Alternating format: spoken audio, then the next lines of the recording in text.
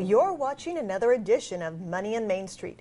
We're up to our CEO Sit-Down segment, where we invite a prominent Long Island business leader to share their expertise with us. Today we've invited Henry Montag.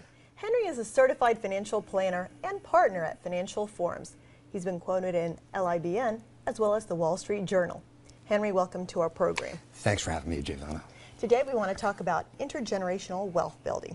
Now, in other words, we're talking about parents passing along their wealth and other assets to their children. So talk to us about why we should care about this. Well, I think we spend our entire lives living so that we have some sort of a legacy or some sort of a way for our kids to remember us. And what better way to do that? And again, I'm not just speaking about money. I'm also speaking about what's important to us. What are various philosophical ideas that we have? What is it that we want our kids to remember? And there's no better way to do that than to actually sit down with your kids and actually have a conversation with them and give them the opportunity to ask you questions. Now, give us a sense of how this is done. 1, 2, 3. Well, we call it a family meeting, and what we do is we try to take a time that's available, that's fun, that's relaxed, and try to get the kids to sit down with their parents and begin a conversation.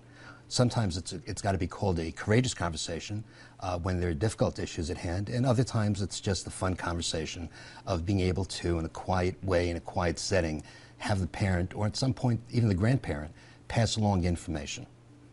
Now, when you're doing this, what is the most important mistake that people make? What is it that they say that they should not be addressing? Well, oftentimes the conversations are never had. And I think the biggest mistake is a conversation that's never had. However, when it comes time to dealing with monetary issues instead of philosophical or ideas, biggest problem that I find is that people just don't take the time to think of what assets might go to whom. Someone might have a business, someone might have a son who might be interested in running the business, or a daughter that might be interested in running the business, and the son has no interest whatsoever. So you have to have some sort of an equalization plan of being able to provide something to the child who's not going to receive the business.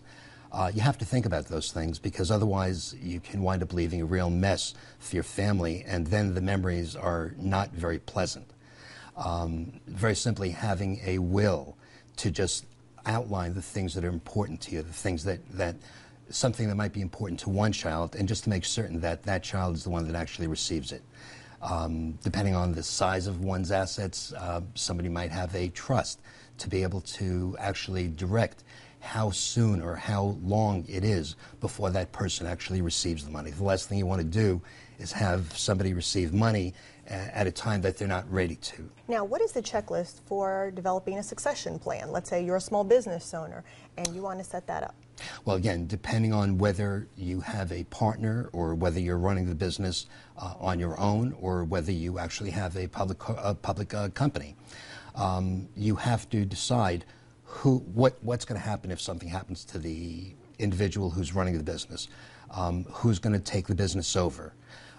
Is that person qualified? If it's a family member, does that family member actually want to run the business? Is that family member qualified to run the business? Where's the money going to come from? If the idea is to sell the business, where's the money going to come from? How is the income going to continue on to the remaining spouse, just to make sure that an unfortunate death in the family doesn't result in a crisis or in a trauma? These are all really good points. What I'm wondering is, when do you have this conversation? Do you do it when you just open the business? Do you do it 1 year in, 5 years in, when you're about to retire? The answer, as far as I'm concerned, is yesterday, because we never know what the future holds. So rather than trying to plan something for next month or next year, I try to have my clients have those conversations pretty early on. Now, final seconds, most important thing to walk away with? Most important thing to walk away is that it's important to write things down. It's important to address the things that are difficult to have. It's important to have those courageous conversations. And it's important to have everyone on board, because the last thing you want to do is wind up with a family in crisis. All right. Thank you very much. We appreciate it.